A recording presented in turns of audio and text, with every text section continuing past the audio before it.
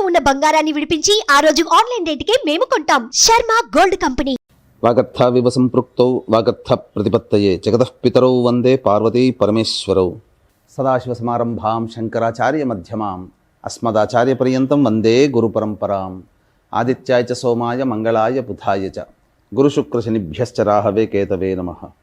శృంగేరి జగద్గురు పీఠాధిపతులకి కంచిపీఠాధిపతులకి నమస్కారములు తెలియచేసుకుంటూ కార్యక్రమాన్ని ప్రారంభిద్దాం. ముందుగా వీక్షించేటువంటి సుమన్ టీవీ ప్రేక్షకులకి మనవి, ఇప్పుడు మనం చెప్పుకోబోయేటివి 2025 సంవత్సరంలో ఉండేటువంటి ద్వాదశ రాశుల వారికి సంబంధించినటువంటి మంచి చెడు విషయాల గురించి ఏ విధంగా ఉండబోతుంది. అయితే చాలామందికి ఒక సందేహం రావచ్చు, రాశుల ఫలితాలు అనేటువంటివి ఉగాది టు ఉగాది కదా మనం చెప్పుకునేది, మన సాంప్రదాయం. మన సాంప్రదాయాన్ని విడనాడి ఈ కొత్త సాంప్రదాయం ఏంటి, మనది కాని ధర్మాన్ని ఎందుకు మీరు ఈ విధంగా చెప్తున్నారు అనే ఆక్షేపణ కూడా ప్రేక్షకులు తెలియజేస్తారు. అయితే ఇక్కడ ధర్మం అంటూ ఒకటి ఉంటుందండి, శాస్త్రం అంటూ ఒకటి ఉంటుంది. మనకేం చెప్పబడుతుంది, ప్రపంచమంతా ఒకటి నమ్మింది అని అంటే అది ధర్మము శాస్త్రమై కూర్చుంటుంది. కాబట్టి ప్రపంచమంతా కూడా నూతన సంవత్సరంగా జనవరి 1 నుంచి డిసెంబర్ 31 వరకు పరిగణనలోకి తీసుకుంటున్నాయి. అయితే మనము కూడా అదే బాటలో, అంటే ఇక్కడ ఏంటి, ఆంగ్ల నూతన సంవత్సర భావంగా తీసుకొని ఫలితాలు చెప్తున్నాం అంతే తప్ప విశ్వావసు నామ సంవత్సరంలో వచ్చే విశ్వావసు నామ సంవత్సరానికి సంబంధించినటువంటి విధంగా చెప్పట్లేదు. జనవరి 1వ తారీఖు నుంచి డిసెంబర్ 31వ తారీఖు వరకు ఉండేటువంటి గ్రహస్థితిని దృష్టిలో పెట్టుకొని 12 రాశుల వారికి ఏ విధంగా ఉండబోతుందో విషయాలే తెలుసుకుంటున్నాం. మళ్ళీ మన సాంప్రదాయం ప్రకారం ఉగాది సందర్భంగా వచ్చే విశ్వావసు నామ సంవత్సరంలో 12 రాశుల వారికి ఉగాది టు ఉగాది సంబంధించినటువంటి శుభ అశుభ ఫలితాల గురించి మళ్ళీ మీ ముందుకు వచ్చే ప్రయత్నం చేస్తాను. ఇప్పుడు చెప్పబోయేటువంటి మాత్రం కేవలం ఆంగ్ల నూతన సంవత్సరంగా అనగా 2025 సంవత్సరంలో జనవరి 1 నుంచి డిసెంబర్ 31 వరకు మాత్రమే ఉండగలిగేటువంటి ఫలితాల గురించి చెప్పేటువంటి ప్రయత్నం చేస్తాను. కాబట్టి ఈ చిన్న గమనికని మీరు గమనించవచ్చని చెప్తున్నాం. ధనుస్సు రాశి వారికి జనవరి 1 నుంచి డిసెంబర్ 31వ తారీఖు వరకు 2025 సంవత్సరంలో ఏ విధంగా ఉండబోతుందో తెలుసుకునే ముందు గ్రహ సంచారం తెలుసుకుందాం. మే 9వ తారీఖు వరకు గురువు వృషభ రాశిలో, తదనంతరం 9వ తారీఖు నుంచి మే నెల నుంచి మిథున రాశిలోకి గురువు సంచారం, అలాగే సెప్టెంబర్ 28 నుంచి నవంబర్ 11 వరకు కర్కాటకంలో, మళ్ళీ నవంబర్ 12 నుంచి డిసెంబర్ 28 వరకు అదే కర్కాటకంలో గురుడు వక్రీకరించి ఉండడం. ఇక తదుపరి గమనించుకున్నట్లయితే 16వ తారీఖు ఏప్రిల్ వరకు శని కుంభరాశిలో సంచారం చేస్తుండడం, 16 ఏప్రిల్ నుంచి అక్టోబర్ 19 వరకు మీనరాశిలో, అలాగే ఈ మధ్యలో జూలై 8 నుంచి అక్టోబర్ 9 వరకు మీనరాశిలోనే శని వక్రీకరించి స్థితి పొంది ఉండడం. ఇక అక్టోబర్ 10న గురువు శని భగవానుల వారు కుంభంలో వక్రీకరించి స్థితి పొంది ఉండడం. ఇక గమనించుకున్నట్లయితే రాహుకేతులు 15 మే వరకు రాహువు మీనరాశిలో, కేతువు కన్యారాశిలో, 16 మే నుంచి కేతువు సింహరాశిలో, రాహు కుంభరాశిలో. ఇక మిగతా కుజ, రవి, శుక్ర, బుధ ఈ సంబంధించినటువంటి గ్రహాలు వాటి యొక్క గమనాల ప్రకారము సంచరిస్తూ ఉంటుంటాయి.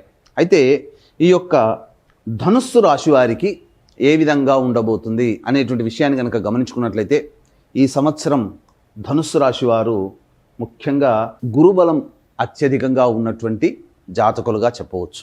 అలాగే కొంతకాలము ఈ శని భగవానుల వారు, అంటే గత 2 సంవత్సరాలుగా ఏలిన నాటి శని దోష ప్రభావం పోయింది, ఇక సంతోషమే అని అనుకున్నటువంటి తరుణంలో కొన్ని నెలలు అర్ధాష్టమ శని దోష ప్రభావంతో గురవుతారు.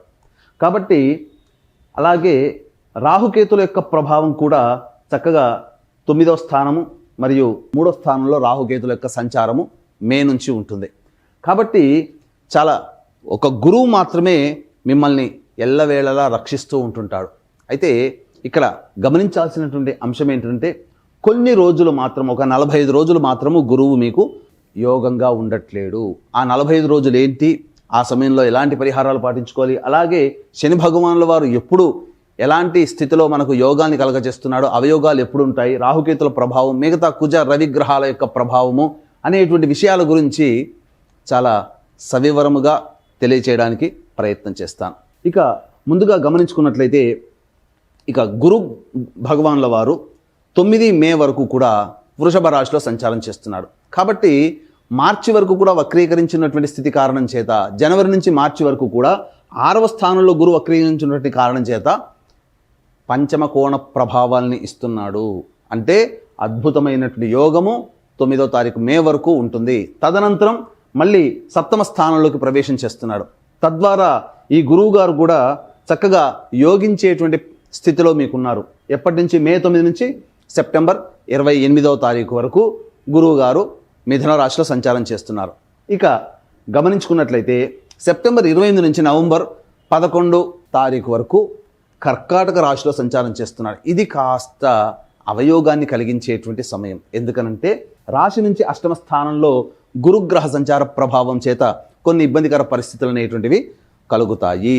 ఇక ఈ సెప్టెంబర్ 28 నుంచి నవంబర్ 11 వరకు ఈ గురువు గారు 8వ రాశిలో సంచారం చేస్తున్నందువల్ల ఏమవుతుంది? ప్రధానంగా గురువు అంటే ఎవరు? విద్య, ధనము, కీర్తి ప్రతిష్టలు. కాబట్టి ఈ మూడింటికి సంబంధించినటువంటి పనులలో అనుకూలత. కాబట్టి వీటికి సంబంధించినటువంటి సమస్యలు ఎదురవుతాయి. సంతానం కోసం ఎదురు చూసేటువంటి వాళ్ళకి సంతాన నష్టము, అనగా దంపతులకి, స్త్రీలకి మిస్క్యారీస్ అవుతుండడం సెప్టెంబర్ 28 నుంచి నవంబర్ 11 మధ్య కాలంలో ఉండవచ్చు. కాబట్టి జాగ్రత్తలు పాటించాలి. లేదు, విద్యార్థులకైతే ఇబ్బంది, గడ్డు కాలము. అలాగే ధనం కోసం సంపాదించేటువంటి వాళ్ళకి, ధన ప్రయత్నంలో ఉన్నటువంటి వారికి ధన నష్టం సూచన జరుగుతుంది. ఈ సమయంలో ఏ పనులు అనుకుంటారో ఆ పనులన్నీ కూడాను ఆటంకాలతో కలుగుతూ ఉంటుంటాయి. అన్నిటికంటే ముఖ్యంగా ఇది మనదిరా అనుకున్నటువంటిది, వీళ్ళు మనవులురా అనుకున్నటువంటిది వీళ్ళు దూరం అయ్యేటువంటి అవకాశాలు ఎక్కువగా ఉంటాయి. కాబట్టి జాగ్రత్తలు పాటించండి. ఇక నవంబర్ 12 నుంచి డిసెంబర్ 28 వరకు మళ్ళీ గురువు కర్కాటకంలోనే వక్రీకరించినటువంటి కారణం చేత మళ్ళీ శుభుడవుతున్నాడు. కాబట్టి శుభ ఫలితాలు ఉంటాయి. కాబట్టి ఒక 2 నెలల కాలం మాత్రమే గురువు మీకు అనుకూలంగా లేడు, 10 నెలలు అనుకూలంగా ఉన్నాడు. ఇంకేం కావాలండి? ఇక సంబంధించి చూసుకున్నట్టయితే శని భగవానుల వారు 16 ఏప్రిల్ వరకు 3వ స్థానంలో సంచారం చేస్తుండడం వల్ల అద్భుతమైనటువంటి యోగాన్ని కలగచేస్తున్నాడండి. అందులో ఏమాత్రం సందేహం లేదు. అయితే 16 ఏప్రిల్ నుంచి అక్టోబర్ 9 వరకు మీనరాశిలో సంచారం చేస్తున్నాడు. అర్ధాష్టమ శని దోష ప్రభావం. అయితే ఏప్రిల్ 16 నుంచి అక్టోబర్ 9 వరకు అర్ధాష్టమ శని దోష ప్రభావంతో ఉంటారా అంటే జూలై 8వ తారీఖున వక్రీకరించే స్థితి పొంది ఉంటున్నాడు మీనరాశిలో. అప్పుడు ఏమవుతుంది? అర్ధాష్టమ శని దోషం కాస్త మళ్ళీ యోగకారకుడుగా మారుతున్నాడు జూలై 8 నుంచి అక్టోబర్ 9 వరకు. కాబట్టి ఏప్రిల్ 16 నుంచి మే 16, జూన్ 16, 2 నెలలు, తర్వాత ఈ 22 నెలలు, అంటే ఎంత? 82 రోజుల పాటు మీకు ఈ యొక్క శని భగవానుల వారు అర్ధాష్టమ శని దోష ప్రభావాన్ని కలగచేస్తున్నారు. ఇది వాస్తవంగా గుర్తుంచుకోండి.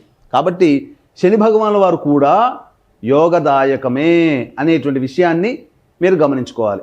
ఈ 82 రోజులు మీకు యోగాన్ని కలగజేస్తున్నాడు. జూలై 8న వక్రీకరించి మీనంలో వక్రీకరించి తదనంతరం అక్టోబర్ 10 వరకు ఉంటాడు. జూలై 8 నుంచి కుంభంలో వక్రీకరించి ఉంటాడు. అప్పుడేమవుతుంది? విచిత్రంగా మళ్ళీ ధనుసు రాశి వారికి కుంభంలో అక్టోబర్ 10 నుంచి నవంబర్ 26 వరకు, అంటే దగ్గర అక్టోబర్ అంటే దగ్గర 30-46 రోజులు కుంభంలో వక్రీకరించినటువంటి కారణం చేత మళ్ళీ ఏలిన నాడు శని దోష ప్రభావాన్ని గురవుతుంటాడు. కాబట్టి చూసుకున్నట్లయితే ఈ యొక్క శని ప్రభావం అనేటువంటిది మీకు ఏప్రిల్ 16 నుంచి జూలై 8 వరకు, మళ్ళీ అక్టోబర్ 10 నుంచి నవంబర్ 26 వరకు అర్ధాష్టమ శని, ఏలిన నాడు శని దోష ప్రభావాన్ని కలిగి ఉంటాడు ఈ యొక్క శని భగవానుల వారు. తద్వారా ఏమవుతుంది? విచిత్రంగా కొంత ఇబ్బందికర పరిస్థితులు అనేటువంటివి కలుగుతున్నాయి. కాబట్టి ధనుసు రాశి వాళ్ళు చాలా కేర్ఫుల్గా ఉండాలి. చెప్పినటువంటి సమయంలో అర్ధాష్టమ శని మరియు ఏలినాడు శని దోషం ఉన్నటువంటి సమయం ఏదైతే ఉందో ఆ సమయంలో కష్టాలు అనేటువంటివి కలుగుతాయి. ఇక రాహుకేతుల గురించి చూసుకున్నట్లయితే 15 మే వరకు రాహు చతుర్థంలో, దశమంలో 15 మే వరకు కేతు ఉంటాడు కన్యా రాశిలో. 15 మే నుంచి అనగా 16 మే నుంచి కుంభరాశిలోకి రాహు ప్రవేశించగానే రాహు శుభుడవుతున్నాడు. 9వ స్థానంలో కేతు కూడా ఉన్నటువంటి కారణం చేత ధనుసు రాశి వారికి కేతు కూడా శుభుడవుతున్నాడు ఇక్కడ. తద్వారా ఏమవుతుంది? యోగించేటువంటి స్థితిగతులు ఉంటాయి. కాకపోతే తండ్రి గారి ఆరోగ్యం పట్ల శ్రద్ధ వహించాలి. అలాగే విదేశీయానంగా దూర ప్రాంత ప్రయాణాలు చేసేటప్పుడు కూడా అక్కడ దూర ప్రాంతంలో ప్రత్యేక శ్రద్ధలు తీసుకుంటేనే నిలవగలుగుతాము అనే విషయాన్ని గుర్తుపెట్టుకోవాలి. ఇక ఏతవాత చెప్పొచ్చేది ఏమిటంటే ఈ యొక్క ధనుస్సు రాశిలో జన్మించినటువంటి ఉద్యోగస్తులు, కేంద్ర రాష్ట్ర ప్రభుత్వ ఉద్యోగస్తులకైతే చక్కగా ప్రమోషన్స్తో కూడుకున్నటువంటి బదిలీలు అనేటువంటివి జరుగుతాయి. ఇక ప్రైవేట్ రంగంలో ఉన్నటువంటి వారికి ఖచ్చితంగా బాధ్యతతో కూడుకున్నటువంటి ప్రమోషన్స్ అనేటువంటివి వస్తాయి. ఇక అన్నిటికంటే ప్రధానంగా గమనించుకున్నట్లయితే నిరుద్యోగస్తులకి ఉద్యోగం లభించి తీరుతుంది. ఈ యొక్క ధనుసు రాశిలో జన్మించినటువంటి రాజకీయ నాయకులకి చక్కగా ప్రజాదరణ కలిగినటువంటి పదవి లభిస్తుంది. నామినేటెడ్ పోస్టులోనే ఉంటారు. లేదా ప్రజారంజకంగా ఈ ఆల్రెడీ ధనుసు రాశిలో ఉన్నటువంటి నాయకులు ప్రజలతో మమేకమైపోయి ప్రత్యేక గుర్తింపుని తెచ్చుకుంటారని చెప్పవచ్చు. ఈ యొక్క ధనుసు రాశిలో జన్మించినటువంటి ఈ యొక్క సినీ రంగ ప్రముఖులు కావచ్చు, కళారంగంలో కావచ్చు, 24 ఫ్రేమ్స్లో వర్క్ చేసేటువంటి వాళ్ళు కావచ్చు, మీడియా రంగం వాళ్ళు కావచ్చు, సోషల్ మీడియా కావచ్చు, ప్రింటింగ్ అండ్ ఎలక్ట్రానిక్స్ మీడియా రంగంలో ఉన్నటువంటి వాళ్ళు కావచ్చు, వాళ్ళకందరికీ కూడాను అద్భుతమైనటువంటి యోగదాయకమైనటువంటి ఫలితములు ఉంటాయి. అధిక సంపాదన ఈ సంవత్సరం వారికి ఉండబోతుంది. తద్వారా కొత్త కొత్త ప్రాజెక్టులు అనేటువంటివి సైన్ చేస్తారు. తద్వారా డబ్బు వస్తుంది, ప్రజాదరణ కూడా పెరుగుతుంది. ఇక అన్నిటికంటే ప్రధానమైనటువంటిది రెస్టారెంట్ బిజినెస్ నడిపేవాళ్ళు, ఫుడ్ ప్రాసెసింగ్ ఎఫ్ఎంసీజీ రంగంలో ఉన్నటువంటి వాళ్ళు, అలాగే జనరల్ స్టోర్ సూపర్ మార్కెట్లు నడిపేటువంటి వాళ్ళు, ఎడ్యుకేషనల్ బిజినెస్లో ఉన్నటువంటి వాళ్ళు, అలాగే ఈ సంబంధించినటువంటి జ్యువెలరీ రంగంలో ఉన్నటువంటి వాళ్ళు, తీర్థయాత్రలు చేసేటువంటి వ్యాపారస్తులు, అలాగే పూజా స్టోర్స్ నడిపేటువంటి వాళ్ళు, వీళ్ళకందరికీ కూడా అత్యంత శుభదాయకమైనటువంటి గౌరవప్రదమైనటువంటి సంపాదన ఉంటుంది. వ్యాపార విస్తరణ చేసుకుంటారు, అధిక ధనాదాయాన్ని పొందుతారు. ఇక ఈ ధనుసు రాశిలో జన్మించినటువంటి రైతులైతే 2 పంటలు కూడా అధికంగా లాభాలు వస్తాయి. అధిక దిగుబడి కలిగినటువంటి పంటలనే వీళ్ళు ఎంచుకుంటారు. తద్వారా రైతులకి ఈ సంవత్సరం శుభదాయకంగా ఉంటుందని చెప్పవచ్చు. ఇక ముఖ్యంగా విద్యార్థులకి కోరుకున్నటువంటి విద్యాలయాల్లో ప్రవేశం అనేటువంటిది ఈ గ్రహాల యొక్క ప్రభావం వలన కలుగుతుంది. అలాగే ఈ సంబంధించినటువంటి చూసుకున్నట్లయితే ఈ జూలై 8వ తారీఖు నుంచి అక్టోబర్ 10వ తారీఖు వరకు ఉన్నటువంటి సమయంలో వీరు విద్యార్థులు విదేశీయానం చేసేటువంటి ప్రయత్నాలు యోగిస్తాయి. ఇక గమనించుకున్నట్లయితే ధనుసు రాశిలో జన్మించినటువంటి లాయర్లు కానీ, లేకపోతే ఎలక్ట్రానిక్స్ అండ్ కంప్యూటర్ రంగంలో ఉన్నటువంటి వాళ్ళు కానీ, సాఫ్ట్వేర్ వ్యాపారస్తులు, ఉద్యోగస్తులు, వీళ్ళకందరికీ కూడాను చక్కటి ఆదాయం కలిగినటువంటి జీవన విధానము ఉంటుంది. ఈ ధనుసు రాశిలో జన్మించినటువంటి వాళ్ళకి స్టీల్ రంగం కానీ, ఎడిబుల్ ఆయిల్స్ రంగంలో కానీ, తోలు చర్మ వ్యాపారస్తులు ఎవరైతే ఉంటారో వాళ్ళకందరికీ కూడాను ఏప్రిల్ 16 వరకు అద్భుతమైనటువంటి యోగకాలము. మళ్ళీ జూలై 8 నుంచి అక్టోబర్ 10వ తారీఖు వరకు కూడా యోగకాలమే. ఈ యొక్క 2 కాలాల్లో సంబంధించినటువంటి వృత్తులు, చెప్పినటువంటి వృత్తులు ఉన్నవాళ్ళు మంచి శుభ ఫలితాలు అనేటువంటివి పొందుతారు. ఇక గమనించుకున్నట్లయితే ఈ యొక్క సంబంధించినటువంటి ధనుసు రాశిలో జన్మించినటువంటి వారు స్పెక్యులేషన్ రంగంలో ఉన్నటువంటి వారికి అధిక ధనాదాయము వచ్చి తీరుతుంది. అందులో సందేహం అంటూ ఏమీ లేదు. అయితే నిరుద్యోగస్తులకి ఏ సమయంలో ఉద్యోగం లభించబోతుంది అన్నప్పుడు ఫిబ్రవరి 11 నుంచి మార్చి 12వ తారీఖు వరకు ఉన్నటువంటి కాలంలో ఈ సంవత్సరంలో వారికి ఉద్యోగం లభిస్తుంది నిరుద్యోగస్తులకి. లేదా ఈ యొక్క ప్రమోషన్స్ లిస్టులో ఫిబ్రవరి 11 నుంచి మార్చి 12 వరకు ప్రమోషన్స్ లిస్టులో ఉంటారు. ప్రమోషన్స్ వస్తాయి ఉన్నటువంటి ఉద్యోగస్తులకి. అయితే ఇంకా మే 13 నుంచి జూలై 14వ తారీఖు వరకు ఉన్నటువంటి సమయం ఏదైతే ఉంటుందో అద్భుతమైనటువంటి సమయముగా చెప్పవచ్చు ఈ యొక్క సంబంధించినటువంటి రాశిలో జన్మించినటువంటి వారు. ఇక గమనించుకున్నట్లయితే ప్రధానంగా అక్టోబర్ అనగా సెప్టెంబర్ 16వ తారీఖు నుంచి నవంబర్ 15వ తారీఖు వరకు ఉన్నటువంటి కాలం కూడా మీరు విదేశీయానం చేసేటువంటి పరిస్థితులు గోచరమవుతున్నాయి ఉద్యోగస్తులకు. అయితే అనగా దూర ప్రాంత బదిలీలు కానీ, ప్రమోషన్స్తో కూడుకున్నటువంటి బదిలీలు కానీ ఈ యొక్క సెప్టెంబర్ 16 నుంచి నవంబర్ 14వ తారీఖు వరకు ఉంటుందని చెప్పవచ్చు. ఇక అన్ని విధాలుగా చూసుకున్నట్లయితే ఈ యొక్క రాశిలో జన్మించినటువంటి స్త్రీలు ఎవరైతే ఉంటారో వాళ్ళకి కుటుంబంలో గౌరవ మర్యాదలతో కూడుకున్నటువంటి జీవన విధానం ఉంటుంది. మీ మాటకి విలువ ఇస్తారు. స్థిర చరాస్తులు అనేటువంటి కొనుగోలు చేస్తారు. బాధ్యతల్ని నెత్తి మీద వేసుకుంటారు. తద్వారా మీరు ఆ బాధ్యతల్ని నెరవేర్చుకోవడం కోసం కష్టాలు పడక తప్పదు. కాబట్టి కష్టం ఉంటుంది. అయితే ఆరోగ్య సమస్యలు అనేటువంటివి కనుక చూసుకున్నట్లయితే ప్రధానంగా ఈ యొక్క సంబంధించినటువంటి జనవరి 21వ తారీఖు వరకు ఈ రాశిలో జన్మించినటువంటి స్త్రీ పురుషులకి కొంత అనారోగ్య లక్షణాలు అనేటువంటివి ఉంటాయి. అయితే యోగదాయకమైనటువంటి పరిస్థితి ఎప్పుడు ఉంటుంది? జనవరి 21 నుంచి ఏప్రిల్ 1వ తారీఖు వరకు ఉన్నటువంటి సమయము అద్భుతమైనటువంటి సమయం. రియల్ ఎస్టేట్ రంగంలో ఉన్నటువంటి వాళ్ళు, అలాగే లాయర్ వృత్తిలో ఉన్నటువంటి వాళ్ళకి అద్భుతమైనటువంటి రాజయోగం కలగబోతుంది. నూతన ప్రాజెక్టులు విస్తరిస్తారు. తద్వారా మంచి జీవన విధానం అనేటువంటిది ఉంటుందని చెప్పవచ్చు. ఇక మళ్ళీ సెప్టెంబర్ 12వ తారీఖు నుంచి అక్టోబర్ 24వ తారీఖు వరకు ఉన్నటువంటి కాలం కూడా లాయర్లు కావచ్చు, రియల్ ఎస్టేట్ రంగంలో ఉన్నటువంటి వాళ్ళు కావచ్చు, ఈ సంబంధించినటువంటి జనవరి 21 తర్వాత నుంచి ఏప్రిల్ 1వ తారీఖు మధ్య చేపట్టినటువంటి నూతన ప్రాజెక్టులు ఏవైతే ఉంటాయో అవన్నీ కూడాను సెప్టెంబర్ 12 నుంచి అక్టోబర్ 24 మధ్యకాలంలో దాదాపుగా పూర్తి చేసుకొని లాభాల బాటల్లో ఉంటారని చెప్పవచ్చు. కాబట్టి మీ మాటకు విలువ పెరుగుతుంది.